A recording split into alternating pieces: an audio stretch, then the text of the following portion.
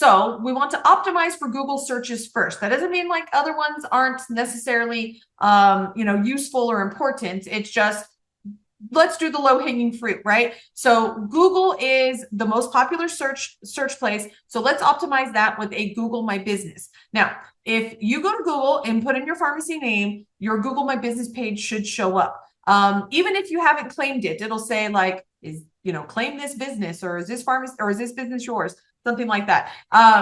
It is really important that you claim your Google My Business page, and then you optimize your Google My Business page, and then you continue to keep it active.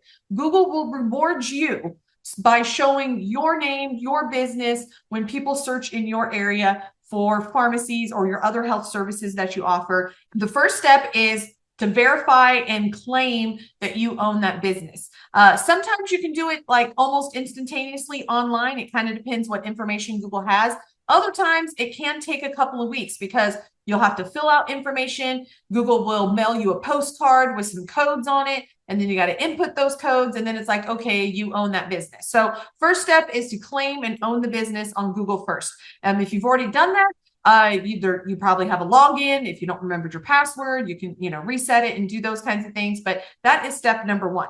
Step number two is to fill out all of your profile information and at least get it set up in current. So tell Google what your hours are, make sure your address is correct, make sure your phone number and website is correct. Whatever services you do, vaccines, delivery, packaging, whatever, make sure you list those services there, because those services become keywords when people are searching for those kinds of things. So step number three is photos. So this started happening, well, it's been in a vaccine. People, you're doing compounding in the pharmacy, whatever it is. So add photos to your Google My Business page. Okay. So that'll be step number three. And then the final step, before I would say that it's like fully set up, is to get some reviews and testimonials. If you haven't previously claimed your page, there may not be any testimonials. Maybe, there was one 5 years ago or something like that. So have a campaign with your current patients to give you some Google reviews. There's links that you can share with people, right? So you can post on your social media, hey, give us a review. You can print out bag stuffers. Obviously, if you're a Pharmacy Badass University member, we can help you with that. There's lots of ways to do that. Get some reviews, all right? We'll eventually want to continue to do this, but you want to do that first. And then that way, after step four, your Google My Business page is like, the foundation is done, and you're starting off, and you will probably get a lot more business coming in from people doing that, because Google's going to reward you for having a complete Google My Business page. So step one, claim it, own it, make sure that you can access it, right? Step two is put all your demographic information, your hours, your websites, phone numbers, make sure it's all correct. Step number three is add some photos or videos, right? And then step number four is get some testimonials, okay? So once you've got some testimonials on there, then you just want to maintain it.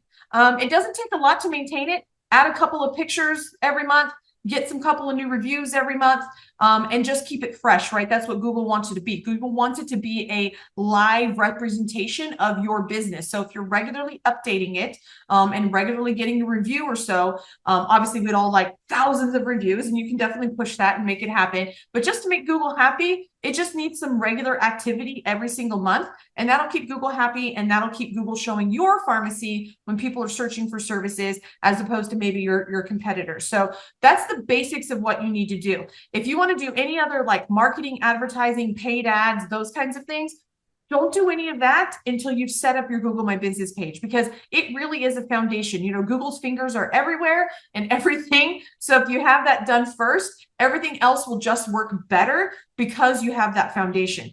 Kind of the next step of that is to go and do the same thing on Facebook, right? Make sure you have your Facebook business page, make sure you own it, claim it, can access it, set up your demographics, your hours, your services, websites, all those kinds of things, add some photos and videos, and then get some testimonials. So you do the exact same thing for Facebook, because if you do it for Google and you do it for Facebook, you're probably getting, I don't know the exact statistics, so don't quote me, but you're probably getting at least 80% of the searches in market, right? People go to Google or they go to Facebook. And so you're getting a lot of it. So if you do those two things, those are definitely the low-hanging fruit in terms of growth and marketing strategies for your pharmacy. So If you run into any issues, you're not sure about something, feel free to ask me any questions or whatnot. It's pretty straightforward, but it's a lot of little steps, it can get a little confusing. So never hesitate to reach out. I'm happy to help you guys. I want you all to be wildly successful, love owning your pharmacy, have it be making a continuous profit for you, no matter what's going on in our crazy industry. And one of the best ways to do that is to make sure that people can find you for the services that you actually offer and they actually want. So starts with optimizing your Google My Business page. And again, pop any questions below and happy to help you guys. Bye-bye.